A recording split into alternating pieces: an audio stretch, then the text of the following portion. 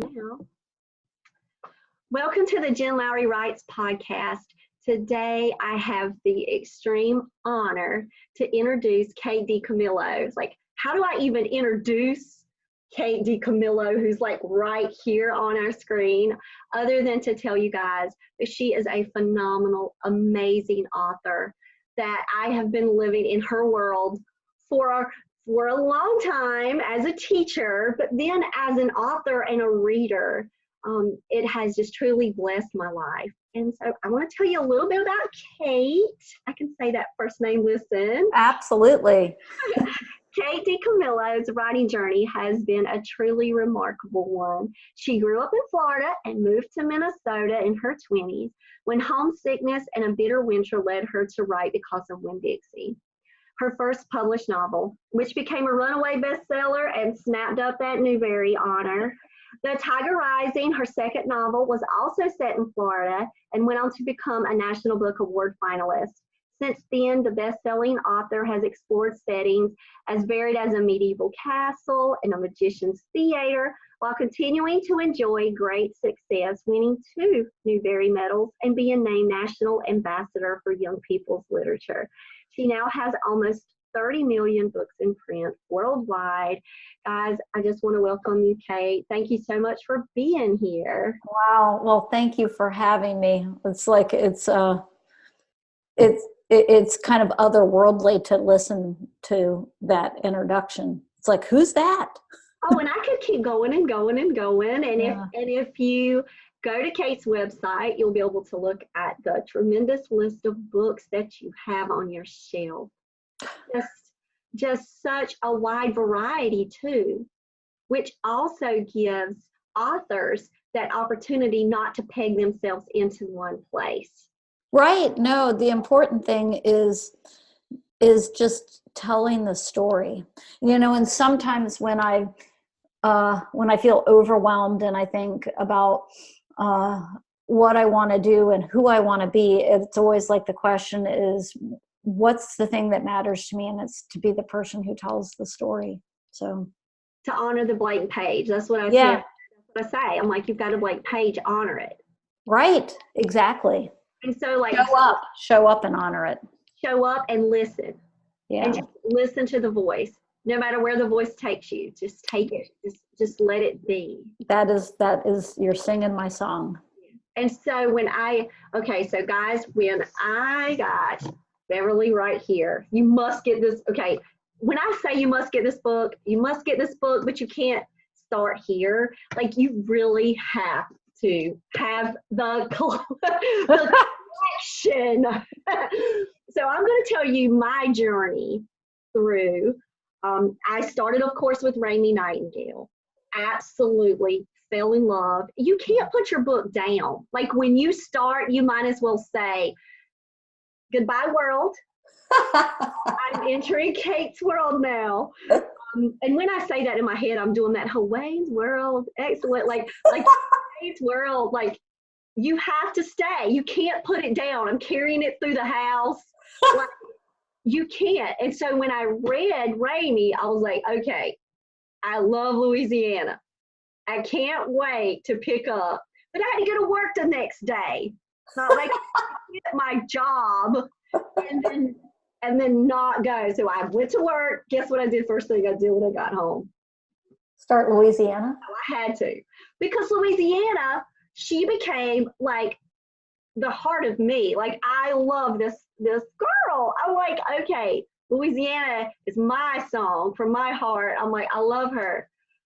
But at the end of it all, guess what ended up happening? Really.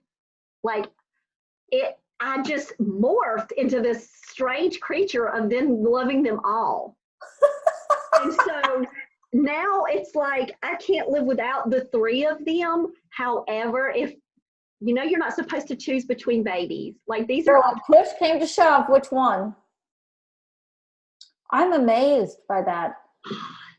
And I'm going to say that it's the whole character development of her. Like, the whole tough as nails, but then when you get to the heart of her, when she started writing Isla's name down in turkeys and just like all of those little things, just the little simple things that makes her a walking, loving heart of a person. Oh, yeah. And, you know, so much about this book is that she always had, I think, the capacity. She was tender when she showed up in Raymie Nightingale, very fierce, but very tender. And then, but by the time we get to this book, it's like Beverly learning to let people love her and like letting her defenses down enough that she can be loved. She can love, but in this book, I think she learns to let herself be loved. And and so what I love about the whole worlds that you build and everything, like, you know, that I had to read this again. I got Because of Winn-Dixie forever on my phone and my Kindle, like forever. It's never going anywhere. There is just this truth about what you write. And you give children such a respectful place to live in your work. Because it's almost like when I read it, it's like, oh my gosh, you've nailed the human experience in a way that a child can relate and not feel like they're alone. Oh, what a beautiful thing to say. That's a beautiful thing to say. Yeah, because so many children are feeling alone. And, you know, that's what every good book, I was going to say, gave to me as a kid, but I think that's what it does for me now as an adult too. It's like you recognize your heart is not out there alone. I did a radio interview last night, and this guy said, I have to tell you, I'm 26. And so I read you growing up. And he said, when he read Tale of Despereaux, it just makes me think about what you said. And this moved me so much. He said, I felt like somebody was telling me the truth. And that made me cry.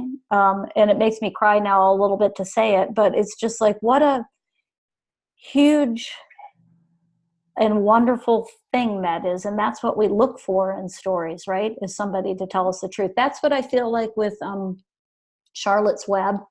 You know, it does that so beautifully. It's like, here it is. Here's the truth. And here's the comfort too. And The Trumpet of the Swan is one of my favorite books of all time. Yeah, and it does the same thing, right?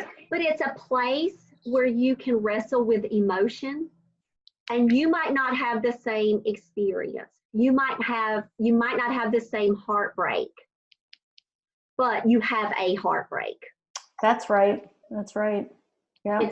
And you have a heartbeat. And yeah, heartbeats are the hope. And that's what every single one of your books does. Oh, you're not going to make me cry. Let's talk about writing or something. It's true though. I mean, it cycles around to heartbreak, heartbeats, and hope. Every one. And I'm going to tell you what I find. I have never done this before, ever. So I'll read a book and I love it, and it'll become on my top 10 list. Bronze Bow, because how do you pick, right? And so if I have to say what are my top 10 books, right, I'll be like, The Bronze Bow, I love it forever. Narnia, I love it forever. The Hobbit, I will fight people over The Hobbit. Fight people if they say they've never read The Hobbit. I collect Hobbits and I carry them around in my car and I hand people Hobbit. Like when as soon as I find out, I start begging, read. And so I connect myself, but you see how there are just these little silos of books. Yeah. So what I did when I knew that I was going to have this opportunity to have time with you, I was like, I'm going to live in Kate's world. You know, this is going to be Kate's time. And I'm going to devote my heart and my passion of writing and my love of reading and literature and live with your books. And I'm going to tell you, it has changed me as an author. Because you'll read one, if you don't read all of the others, you're missing the bigger picture of the theme and the cycle and the beauty that you create, that I think you get one and you love. Okay, if you read Because of Winn-Dixie and that's all you ever read, congratulations, I'm proud of you, thank you. You have that on your shelf forever. You see what I'm saying? I mean, I applaud Because of Winn-Dixie, go. But if you don't go to the world and you don't experience the world, you miss the heartbreak, the heartbeat, and the hope. I'm going to have to write that down. You're making me think of something I say quite a bit, which is the very first time I went and did a school visit, Winn-Dixie had just been published. And I was super excited because it was like I was going to get paid, you know, to go into a school and talk about this book that I had written. And so I was standing up at the front of the class with the teacher, and she said to the kids, these were fifth graders, okay, here's the author. We're going to talk about the themes that are in this book. And I thought, oh no, you know, what are those? I mean, teach your language like we do. Yeah. I had no idea what the themes are. And the kids and the teacher, mercifully, they worked together to put the themes up on the board. Those themes that they came up with that day 20 years ago, those are the same things that cycle through everything that I've done. Those are the preoccupations of my heart and soul.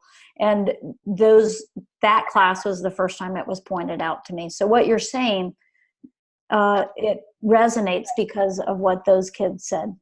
Yeah, because it's authentic and it's true. And so my son is 17 years old, and we were talking about this day, and I was still in awe, like, is this happening? I heard an interview one time when you were like, when you got the call for the Newbery, I was listening to one of your interviews, and you were like, say it again. Like, right. Like, and so I'm going to be honest. When I got the email, I was like, I didn't say it again. I'm like, okay, I'm getting spammed. I'm getting like, and my husband's like, and you gave them your address to send the books? And I'm like, yes. And he's like, you know. And I'm like, no, the Lord has opened these doors. It's going to go. We're going to, no technology problem. You see how wonderful it is? So I was talking to my son last night. We were taking a walk. And we were talking about, I was like, what was it about Because of Winn-Dixie? Because he read Because of Winn-Dixie and A Tale of Despereaux when he was young, on his own, just independent reading, no assignment, just picking up. And he goes, they were simple stories, but they meant something. And he remembered. That's high praise. From a 17-year-old who just turned 17 yesterday on his birthday, we were talking about that. And because they do. When you walk away from your work, it matters. It matters to youth. It matters. You give them a safe place to feel something. You got to tell that son, A, happy birthday, and B, thank you. Tell him I said thank you. But it's simple but meaningful. And it's like, why overcomplicate the heart? Right. No, it's tell him he could write blurbs for the back of books. Yeah. Simple and moving and all that. It's like, it's a huge compliment. Yeah. Yeah. But it comes to me, like, when I read your work, that's like when I told you like how I felt after coming out of each one. You have to go into the next one. You have to move into the next one. So here's my stack of where I have lived with you. And here is my stack of where I'm still going with you. So I have my stack. I still have my stack. And this is not even close enough to the stack. But I have the benefit of being in a school that has a public library. And so I love that I have a stack that I'm still going to go through. And then they're doing interlibrary loan until I can finish. You're going to read everything. I'm going to read everything because it is so valuable for an author to do this. This is from an author's craft point of view. When I did the books, just to read them for enjoyment and for love, just the love of the experience of reading, there's something else that happens to it. It becomes more of an author study of the craft, of the beauty of language, of just the writing and not overcomplicating a story structure, just going with the natural flow of just telling story. And to me, reading all of yours, okay, so, oh my gosh, seriously, like seriously, okay, Mercy Watson. And then you get to meet Mercy over here, and I'm like, I do that. I'm not alone. I'm not the only author that does that.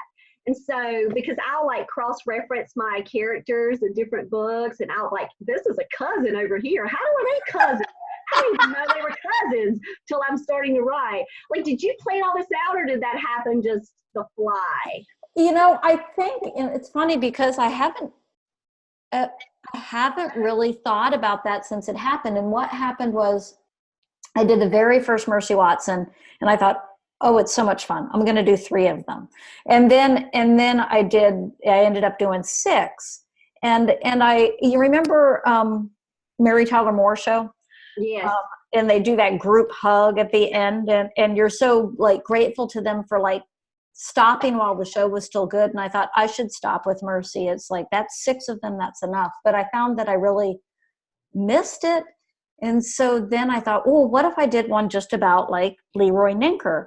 And then the brilliant president and publisher of Candlewick, when I turned that in, she said, hey, what if we like make this like a Mercy Watson is more of a bridge into a novel, and then this becomes like one step up reading wise, and you spread out a little bit. And I'm like, oh boy, I could like feel a door open inside of me. So, then it was just like, wow, well, I did 6 Mercy Watsons. I'm going to do 6 Decawoo Drives. And it was just like, you know, that feeling of like, oh, I didn't realize that was hidden inside of me, you know? And so when you sit down and you've got your blank page in front of you. Yeah, the blank page. Let's talk about it. I know you have a notebook. And I tell all my people, I always have a place to write. Don't you have a notebook? Oh yeah, here's my notebook. I have journals for everything. I just keep journal notebooks, tons of them. My best friend, she knows what to buy me for Christmas. My kids know what to buy me for Mother's Day. It's like, you've got to have journals because. And so do you have a different journal for different things, or? So I have a podcast journal where I keep things and notes and things like that when I do study. But no, I just have tons of stacks of notebooks, and I just write. How do you find stuff in them later? Oh, I just go through. And so kind of like I know. It's like I have a good memorization. That's like a study technique. Because I wrote it, I know where it's at, and I'll go back and find. And then once that book is done, there's my notebook. It's done. Wow. Yeah. So what I do is I have a journal for the morning that I do after I've written. And then I have an afternoon notebook. And that afternoon notebook, anything, I mean, I'll make lists in there, and it's the one that I always have with me. But like, let's talk about the blank page, because process is so fascinating to me. Yeah. And so what I do is I have an automatic coffee maker that goes off at 5:15. And so I come downstairs, I pour the coffee, and I go into the office here in the house, and I write 2 pages. And then I go back upstairs with the coffee, and I write in the journal. But so what I found over time, so I'll break that down a little bit. Like the 2 pages was all this, you know, for when I was in my 20s and I knew that I wanted to write and I wasn't writing. And I finally started to write, and I thought, how can I make a goal that I know I can keep, right? Because that's so important. It's just like, so it's like, okay, I'm not going to sit down and write a novel, but I can sit down and write 2 pages each day, right? So that's what I started when I was working full time, and it's what I still do now. I found that I'm a morning person. Yeah, me too. But I used to be a night owl. Yeah, but it's just like some people, this is when I'm at my best, is at 5, you know, and I've got 1 foot in the dream world and 1 foot in the real world. That seems to be very beneficial for me too. So I do those 2 pages right away before I do anything else, before I have time to talk myself out of it, before the rest of the world is up, before anybody needs anything from me. And by the time, and then the thing that matters the most is done, for the day. And you get to go around for the rest of the day thinking I did that, and so it's kind of like this little ball of light that's in you all the time. So that's and so I do the early morning too. A long time ago, I used to do the late night work. I can't do that. I'm 44 years old now, and I've changed. Like my whole cycle clock, everything about the way that I work is better in the morning. And it's interesting to me that people, because everybody who wants to do this or is working to do this, we all want to know what's the right way. And there isn't one, other than if you know that it's something that you want to do and you're not doing it, that's wrong. But otherwise, it's like figuring out what, like you said, you could do it at night and now you can't anymore. So it's like paying attention to yourself and what works, But I think it's given yourself a protected space. Yeah. That's absolutely the important place that you need to find what is protected. And if it is, like for me, early morning, I'm the same with you. The world is not awake yet. Nope. And so there's nothing dinging on my phone. There's no work emails. There's nothing pressing. The kids are zonked out. I have that protected space. Right. And that's it. It's like your space, your time. And it's just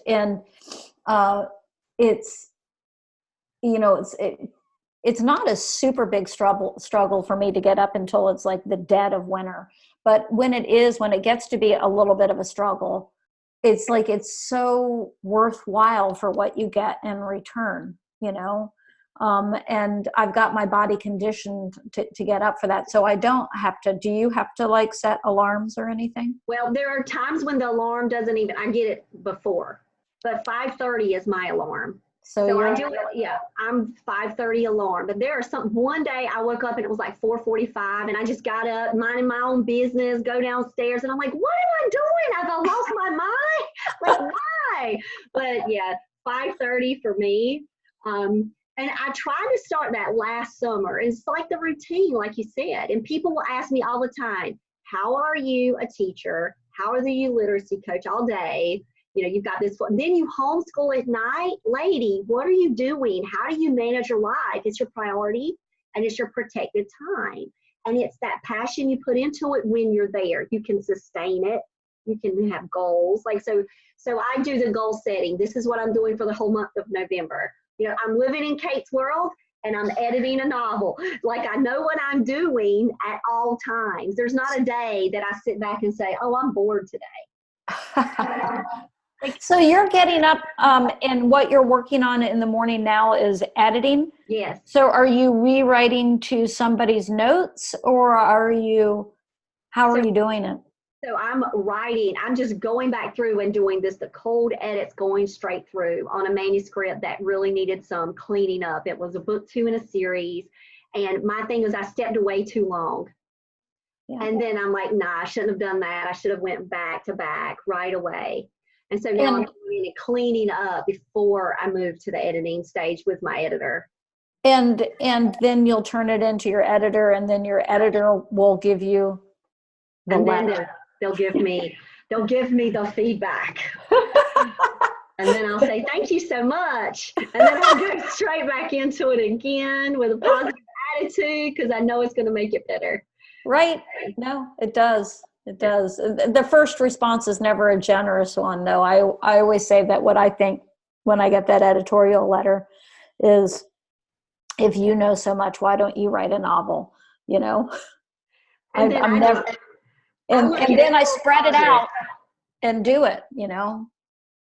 I look at I have one come out 2020, and so when I got the first one that said, "This is a lovely line," I held on to that one. I held on to that, and every time I got this is ridiculous. I mean, this is a lovely line. This is a lovely line. That's it. I had a lovely line out of 90,000 words. I'm in it to win it. I got this. And so I think that's what helped me. But I was like, I heard you say before, a late bloomer, like you came into this late. Yeah, that's what I used to say. Although I think about it now I'm 55. I think, well, I don't know, 30 something isn't that old. I know. There's like, so here I was last year coming into this. And so I was 43. And so when I looked at that, I was like, wait a minute. She's saying late to the game. And it's just because, like, so you would go around saying, I want to be a writer, but I'm not writing anything. Yeah.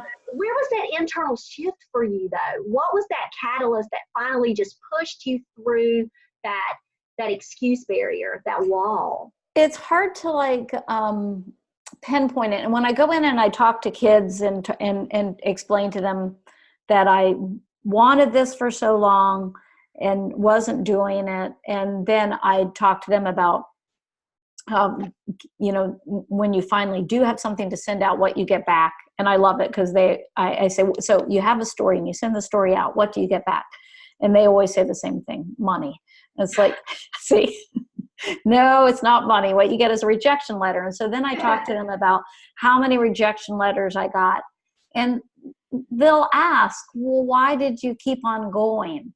And this is where I get back to like that thing of finally starting. I think that I spent so much, I got sick of hearing myself say that I wanted to do this thing.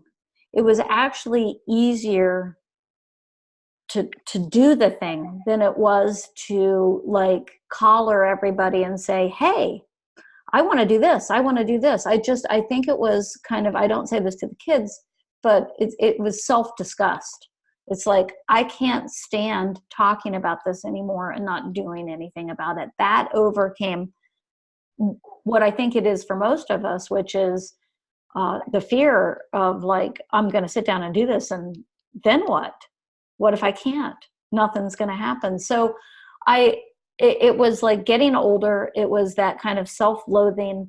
And it was, I remember I was working at a campground and I was sitting up at the ranger station with one of my fellow workers named Oscar, and I was telling him how I wanted to be a writer and blah, blah, blah, blah, blah. And he said, but that's on you. That ain't on nobody but you. And that seemed revelatory to me at the time. It's like, that's right. It's just me. So I'll start. And it didn't take a PhD. It didn't take doesn't take anything. It doesn't take an MFA. It doesn't take a PhD. It doesn't take a BA. It takes reading all the time, being brave enough to sit down and do the writing, rewriting. And then what I say to the kids is keeping everything open, which is what the notebook is a reminder of me for. Like you did, like keep your eyes open, your ears open, your heart open, your mind open. There's a wonderful quote from Flannery O'Connor: the writer must never be ashamed of staring. There's nothing that does not require her attention. And when you read, then so I remember hearing the story about the warehouse. Like you were just, so you got to tell me a little bit about that. Yeah, it was fortuitous. I mean, and I look back on it and it seems unbelievable because I mean, I moved to Minnesota. I got a job at the book warehouse, which was fantastic. It was a book distributor. And I was assigned to the third floor. The third floor was all children's books.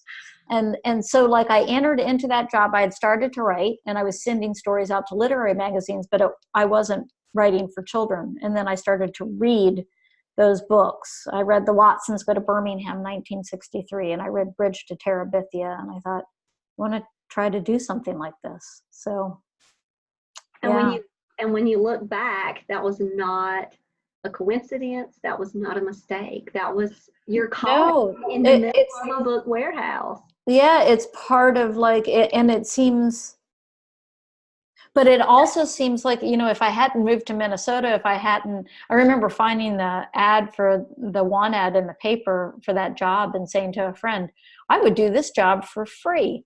I was so excited. I was going to be around books all the time, you know? So anyway, it was the best possible thing. It was a gift. Yeah, because then it opened a door that you probably would have never opened yourself. No, you would not have had that spark of the books that are right. And talk about having to have an MFA or a BA, or I mean, I got a free education at that. I read my way through that warehouse. I just read everything, and it was really divine to be there. It was a huge gift. And here's something that I stopped myself from doing for a very long time. You see that I am not that way at all anymore. But in the past, I would be so scared to read. It would almost be like I would be so scared because I would be comparing myself to someone else. And then there's the self-doubt and that loathing that comes in that says, well, you're not good enough. You're never going to be like this person. I was never meant to be that person. I'm right. And once I got that, I'm like, oh my gosh, I can't stop reading. Like I have multiple books all the time going. I can't get enough of it. And it's not that I'm trying to be like this person or I'm trying to model after and take that. No, I just love it. Right. You want to immerse yourself. Yeah, I missed a part of myself by saying I don't have time to read. You know, yes, we do. We have time to read.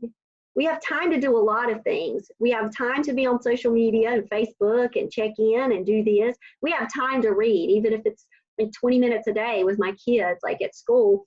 You know, I'm reading 20 minutes a day at school. I have that 20 minutes, and then I'm sneaking books all the time. I'm like, okay, it's lunch. Let me do this. And oh, we're having a tutoring session right now. You guys are good. Y'all are doing math. I'm reading. That's what I'm doing.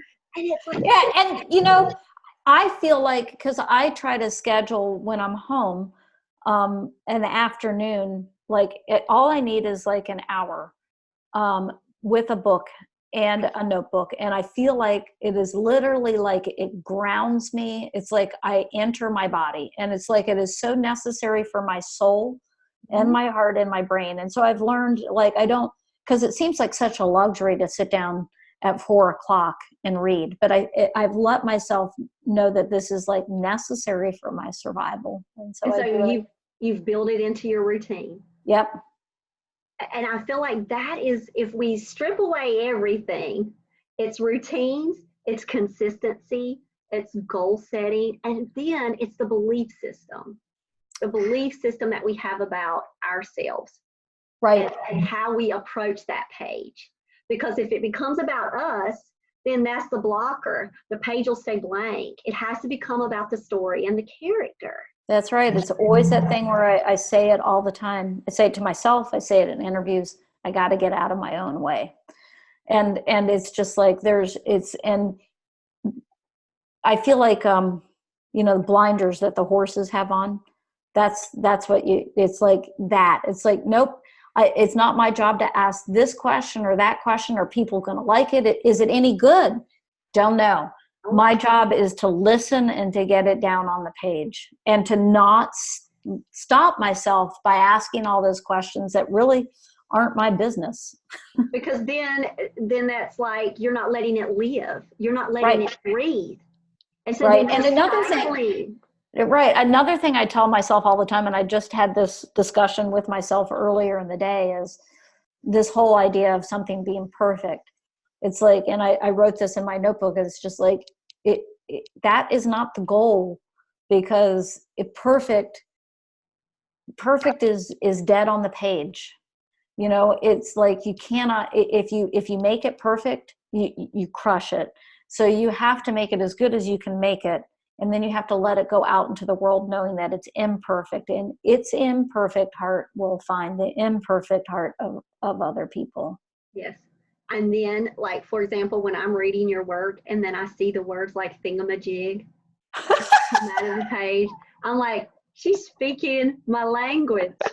Like, I kind of have a little accent anyway, but when I'm reading your work, it is like, it fits my soul. Like the whole voice of your characters, it all just seems to make sense to me. Oh. Like when I enter in, it's so accessible. And so I'm from North Carolina, a very small town, where relationships matter. Mm-hmm. And then I got picked up out of that little tiny world that I lived in for my whole life and planted near Raleigh, the big city, where it's so busy and we have big roads. That's what I still call them. I'm on the big, like seriously, I'm from a place with 3 stoplights. This does not happen in my life, and here I am anyway, living it out.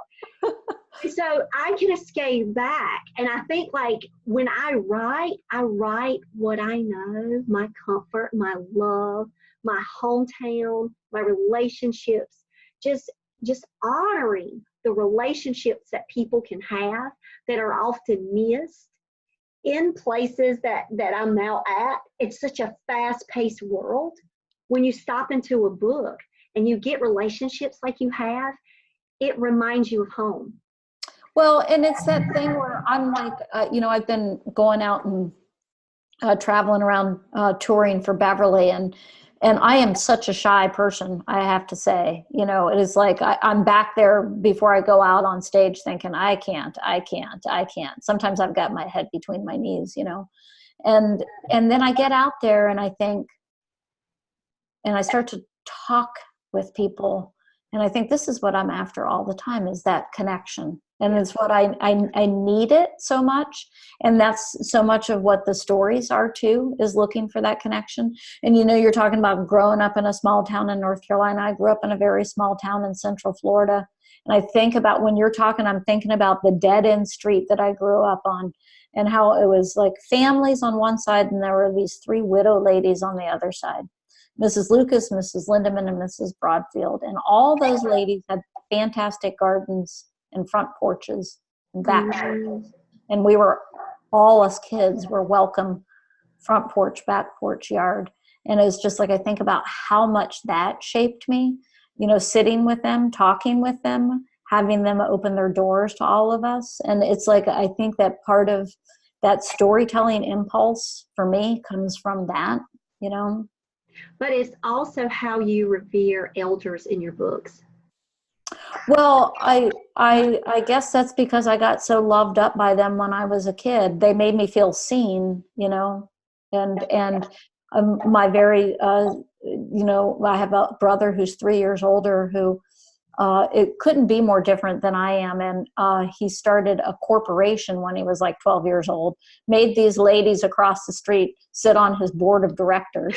I mean, they were there for us, and we had these, and saw us, and I'll never be able to repay that. It's kind of like and in talking about it, I think about Iola, yes, and letting Beverly into that trailer. She sees who she is, and she helps her see herself, and that's what those ladies did for me. And I'm going to love you regardless. Yeah, and right. I'm going to take you, and I'm going to love you, and I'm going to show you kindness. And even if you might not have the model, and then even with Because of Winn-Dixie, and then you're walking into a library and you're giving a child an opportunity that maybe has never had an opportunity to walk into a library. And we have that today. We have school librarians, but when you're talking about in big cities, do they go to the public library? Do they get that opportunity to walk in? Do they get that opportunity to walk in someone's garden and have a party? But they do when they live in your world. And you let them see that it's possible. It is possible. You're planting that seed of kindness and empathy in a child. And when they're grown, they may not have a clue where it comes from. They may not have a clue how it manifested and how it happened. But you're planting all of those seeds of forgiveness and acceptance. And so when they're embraced with that in their life, it's a seed from Beverly. But we're planting it together, the writer and the reader. Yeah, it is. We're planning it together. I need them, in order to be open. To be open and we. It's literally like we're doing that together. And that's what makes it beautiful with what you do. And I think, honestly, that's what sets your work apart from other work. because the seeds, like they're planting me. And so here I am. I feel like I'm a pretty good adult here. You know, I'm living like, I try my best to do this life and help people and nurture and grow. And then I'm walking out of your book going, now I need to be a little bit more understanding because I'm not sure where they're coming from. And so you've got a child who might have a pinched up face, but you don't know what happened to her brother a year ago. Right. Or you might have a boy in a convenience store that's hiding books under counters that you could have a wonderful conversation with. I mean, it's just like, it's amazing. You're breaking my heart because I think about it and I think I can't, it's the same feeling. This is what the feeling is. It's the same feeling I have listening to you as when I write, where it's that thing of, it's all something better than me. And it comes back to that thing of like, it's my job to get out of my own way, because it's like, it's something better and smarter than I am. And I just to get out of the way and let it come on in. And it comes from a spirit place. Yeah, no, it's not. It's like, it is way smarter and better than me. Yeah. And then I'm trying though. But when you go to the author tours and you're going into those events, before you step on that stage, just know that you're representing the heart and the life of your characters. It's not even really Kate. It's the character. Yeah, sometimes I'll say to my best friend, I'm like, it's overwhelming, sometimes to be out there and to do the signing line and to hear people and what she says, and it's so wonderfully grounding. It's not about you, Pumpkin. Yeah. And it's not. So it's not. No. And so then the next time you have an event, it's about Beverly. Right. No, it's not. Beverly needs this. You've got to champion Beverly, because everybody needs to meet her. And I will tell you, they need to meet all of your work, not just Beverly, not just Raymie in Louisiana, who I'm leaving out of Louisiana and I'm livid. I'm living at Granny and I'm like, oh my gosh, my girl. And then I know she's got, and then I'm just, and I'm doing all of this.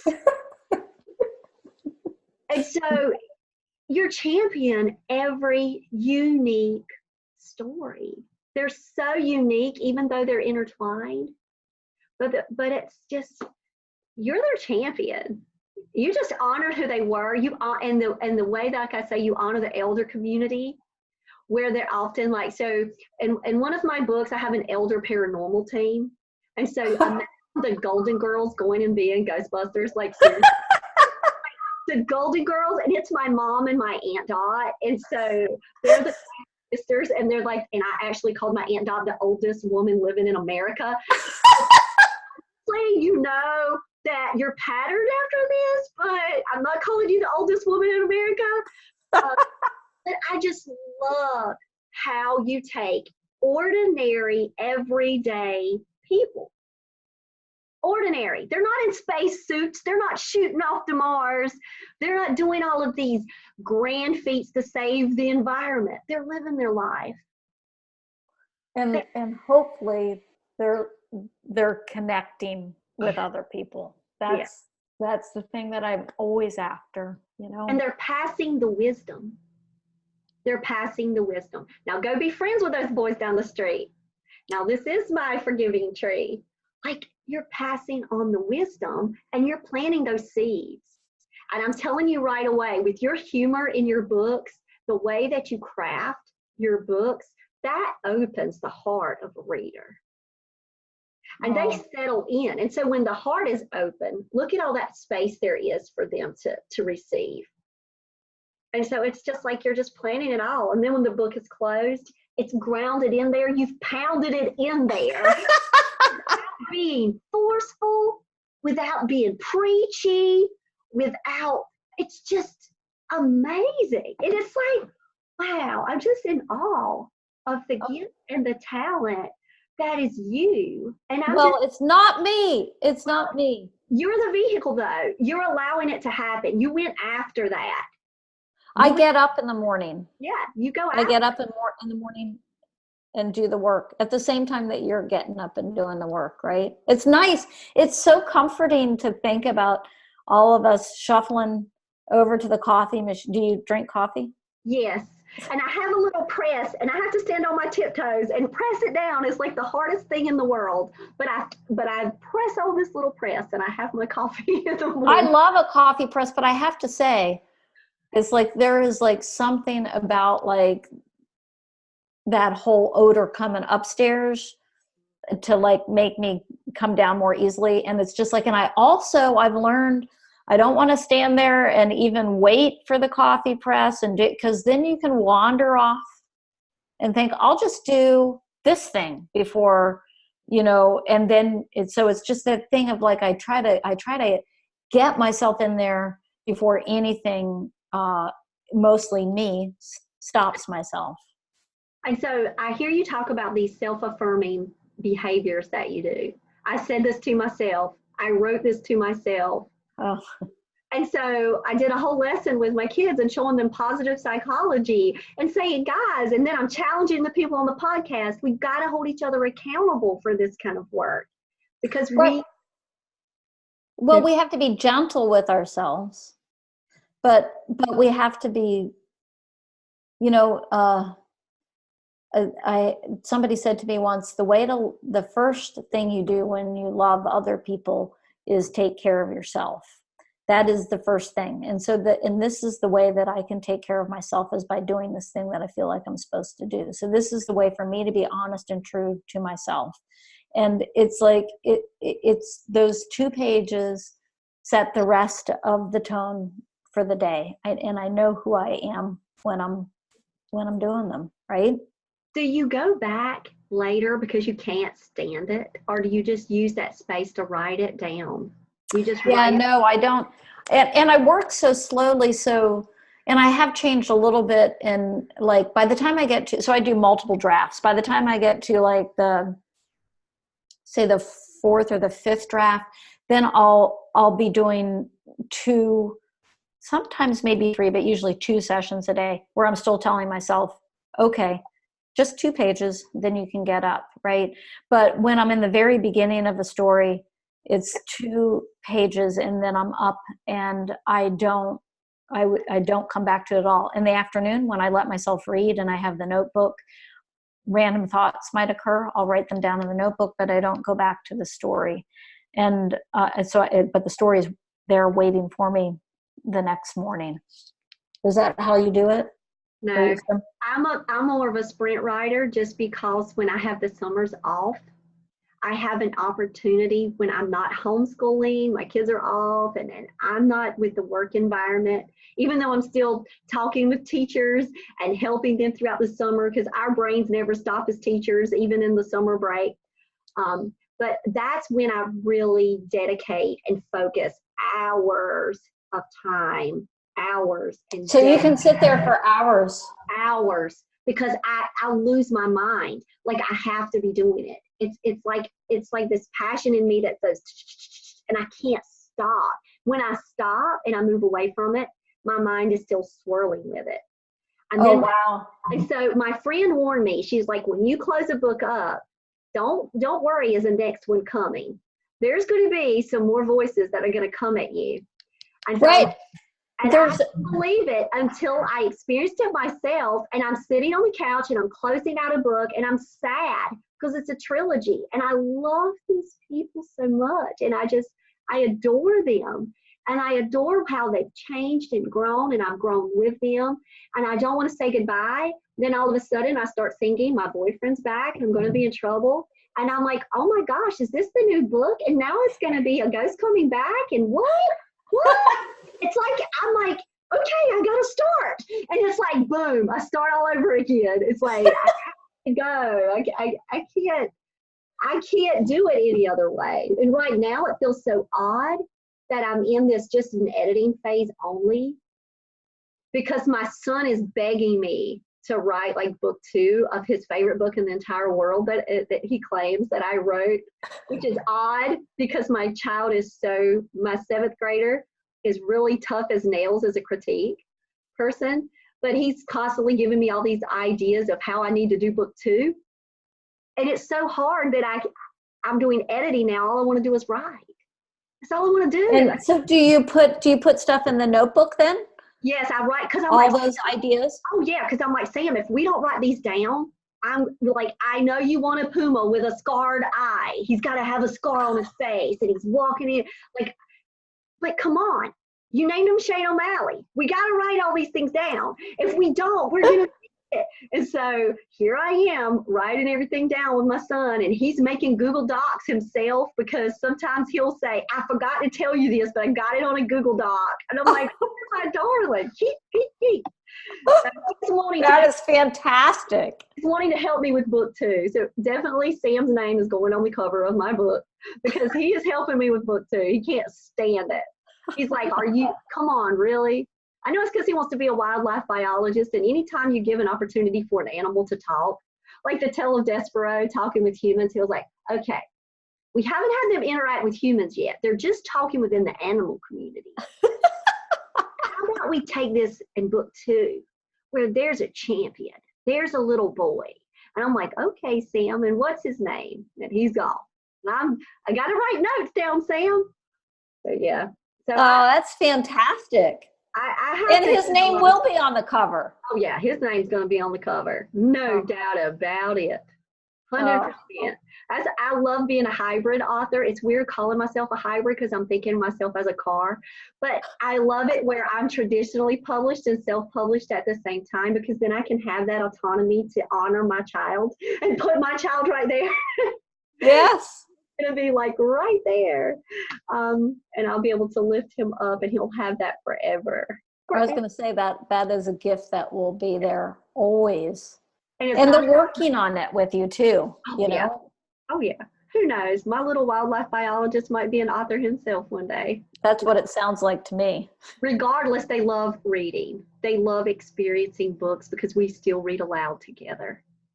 Well, you know, that is like one of my absolute favorite things to talk about. And the thing that to me still seems mysterious and wonderful, that kind of like how that connects everybody in a way that, I don't know, maybe the science will explain it at some point, but it's just like it happens in a classroom, it happens at home, it happens in a nursing home. It's just like you go in, you read a story, something subterranean happens where people connect without having the words for what happens. So, and you know, people will say, "Oh, my kids can read on their own now. They don't need." And it's like, no, that's not what it's about. It's about being in the story together. You know.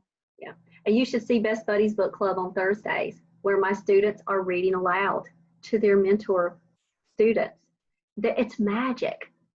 It is magic, and it is changing lives right there in a seat holding a book. And then the child can write in their journal, I see this student now as a treasure, and they are a gift. When before they would say, this person is far removed from me, and I joked them, or I didn't see them in this way. And the book brought them together. Yeah. Yeah, you're singing my song. And you know, and it's like it's teachers in classrooms, it's like I try to thank them as much as I can for that. They have no idea, because you don't realize it when you're a kid. You don't realize it until you're an adult that what they gave you. And so no one's thanking them now. And I feel like that's part of what I need to do, is to thank them. And I do it every chance I get. It is like you said, it's changing lives. Because I'll never forget my 5th grade teacher, Miss Joan Locklear, reading Jack Tales. I don't know if you've ever heard of that. It's like I don't know it. Oh, it's adorable. And it's just like the daily adventures of Jack, and he's going off and he's getting the bulls, and he's conning the giant, and they're like Appalachian Trail type old timey stories. And she did it in her country slang, and I named a character's last name after her. Oh. Because you give the passion of that read aloud. She would get us all together at the end of the day, right before the bell rang and before we would go home. It would be her last words that we would hear reading that book. That's the magic. That's the magic. And cares enough about you to read a book with you. Right. It's an act of love. That is so true. And I, as I say to the teachers, it's just like, I think, like my mom read to me, my mom bought me books. My mom took me to the library.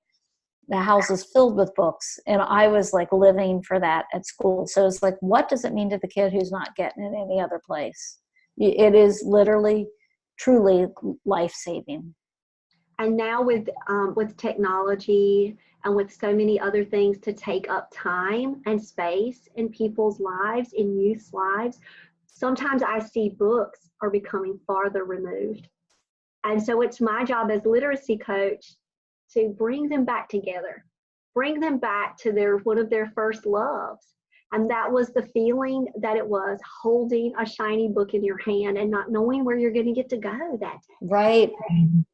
Right. And so here I am working with high school students, and I'm bringing them back. Well, you got to tell me what your childhood book is. Curious George. Well, we're going to go get Curious George just so you can hold Curious George again. And I'm working with ninth graders. It's like you've got to bring the love back, because I think over time, if they don't have the reading experiences, if they don't have the access as much as we wish that they would, they lose sight of that love. Yep. No, that is so true. And it's true for the full-grown adults too. It's just like I can't remember where I was, sometime in the past month, mother-son come through. And the son had read Tale of Despereaux, and then he liked it so much he wanted his mother to read it. Oh, yeah. And he bothered her so much about it that she read it, and she liked it. But what happened with her was it reminded her that she was a reader, and she just hadn't been reading. And so it gave reading back to her, and it's like, so adults need to be reminded too. It's that thing that we were saying about, like, I make sure I schedule that time in the day to get it. I get it at night right before I go to sleep, but I want to end the day too, because of the grounding, luminous quality of it for me. It is. It's an escape. Yeah. But it's also a way that as authors, we learn.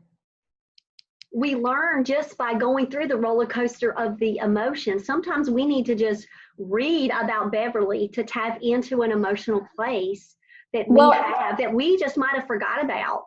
And I think that what you get too is that, like, you, without even knowing it, you absorb the whole idea of narrative arc. It becomes a part of you, right? And so when you sit down to do it yourself, it's kind of like you have internalized that in a way that you didn't even know. So, because you don't plot anything out, do you? You just 2 days. No, I don't. I don't. There's freedom in that. There is so much freedom in that. There's freedom and terror in that. But when you realize it's not your story to tell, is it terrifying? Yeah, and that. I get to this point where once it becomes, it's like, okay, it's a thing. Now my job is to show up. And I feel like, and you'll understand this as a Hobbit lover, I feel like some hairy-footed little creature who's got this goblet of something precious. My job is to carry it without dropping it.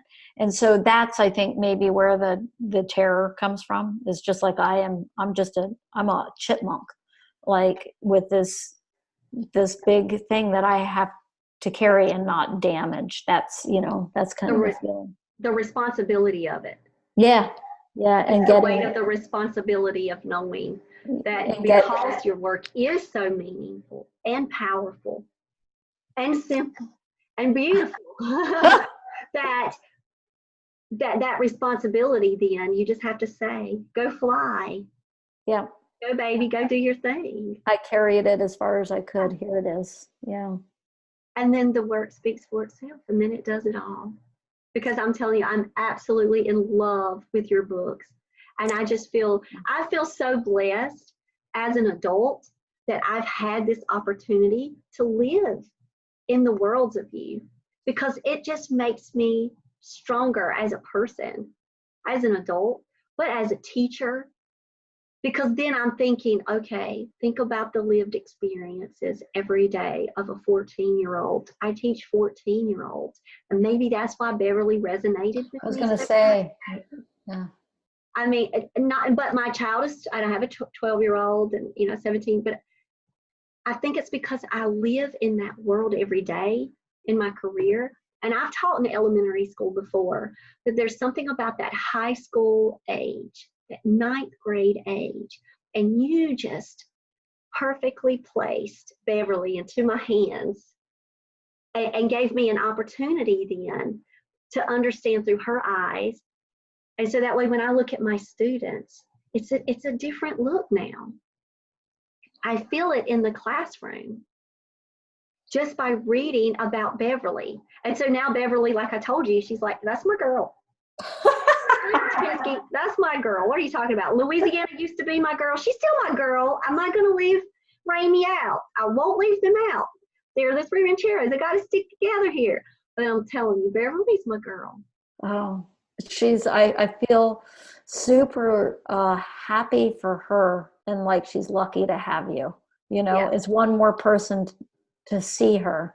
You know how when Elmer draws that picture of her towards the end, and like she doesn't even know that's how she looks.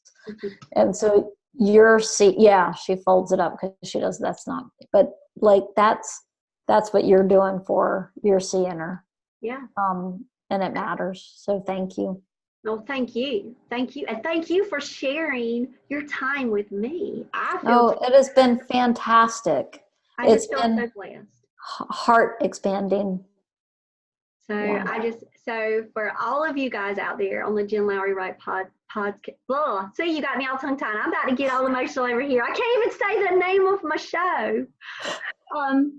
Just all of us, keep Kate in our prayers, and just the work to continue to flow, and for you to just go out with that strength and that heart to know that you are the champion of every single character that you've had the honor to introduce to the world, to us. And it's amazing.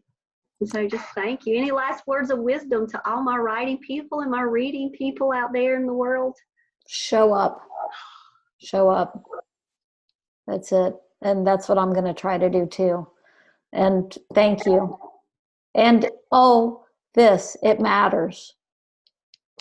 It matters. So thank you. So thank you so much, Kate. Guys, share your story with the world. Get out there, show up. Let's start saying that to ourselves. That can be part of our self-affirming statements that we say. Now I'm here. Now it matters. I'm here. It matters. And show up. Yeah. All right. Thank you so much, Kate. Thank you very much. I'm going to end our recording.